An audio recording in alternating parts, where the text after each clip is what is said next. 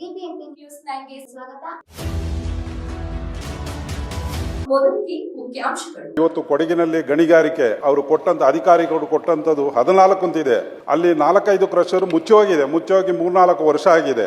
ಇವತ್ತು ಕೊಡಗು ಜಿಲ್ಲೆಯಲ್ಲಿ ಕನ್ಸ್ಟ್ರಕ್ಷನ್ ವರ್ಕಿಗೆ ಮರಳು ಇರ್ಬೋದು, ಜಲ್ಲಿ ಇರ್ಬೋದು, ಭಾರಿ ಅಭಾವ ಇದೆ. ಇವತ್ತು ಪಕ್ಕದ ರಾಮನಗರ, ಮಂಡ್ಯದಿಂದ ಕೊಡಗು ಜಿಲ್ಲೆಗೆ ಬರಬೇಕು, ಅಲ್ಲಿ ಇರೋದು ಸಾಕಾಗೋದಿಲ್ಲ. ಅದರಿಂದ ದಯವಿಟ್ಟು ಮಾನ್ಯ ಸಚಿವರು ಇರಬೇಕಾಗಿತ್ತು. ಅಲ್ಲಿಯ ಕೊಡಗು ಜಿಲ್ಲೆಯಲ್ಲಿ ಪರಿಸರ ಬೇಕಾದಷ್ಟು ಇದೆ.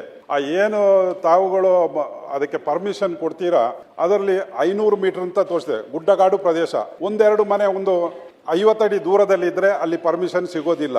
ಆದ್ರಿಂದ ಯಾಕೆಂದ್ರೆ ಜಲ್ಲಿಯ ಅಭಾವ ಇರೋದ್ರಿಂದ ಅದನ್ನ ಸ್ವಲ್ಪ ಮೀಟರ್ 500 ಮೀಟರ್ ಇರೋದನ್ನ ಸ್ವಲ್ಪ 100 ಮೀಟರ್ಗೆ ಇಳಿಸಿದ್ರೆ ಸ್ವಲ್ಪ ಅಭಾವ ಪ್ರಮಾಣ ಜಲ್ಲಿಯ ಕೊರತೆ ತೊಂದರೆ ಆಗೋದಿಲ್ಲ. ಅಲ್ಲಿ ಯಾಕೆಂತ ಹೇಳಿದ್ರೆ ಈಗ ಪಟ್ಟಣಗಳ ಪ್ರದೇಶ ಅಂತ ಇದೆ, ಆಕ್ಚುಲಿ ವಿಲೇಜ್ ಅಲ್ಲಿ ಇಲ್ಲ. ಗುಡ್ಡಗಾಡು ಪ್ರದೇಶದಿಂದ ಅಲ್ಲೋ ಇಲ್ಲೋ ಒಂದೆರಡು ಮನೆ ಇರ್ತದೆ. ಬೇರೆ ಬಯಲ್ಸೀಮೆ ಆದ್ರೆ ವಿಲೇಜ್ ಇರ್ತದೆ, ದೇವಸ್ಥಾನ ಅಂತ ಯಾವುದು ಇರೋದಿಲ್ಲ. ಅದರಿಂದ ಮಾನ್ಯ ಸಚಿವರು ಇವತ್ತು ಅದಕ್ಕೆ ಇದನ್ನ 100 ಮೀಟರ್ನ ಕಮ್ಮಿ ಮಾಡಿದ್ರೆ ಕೊಡಗಿನಲ್ಲಿ ಅಭಾವದ ಕೊರತೆ ಆಗ್ತದೆ ಅಂತಾನೆ ನನ್ನ ಸಲಹೆ. I don't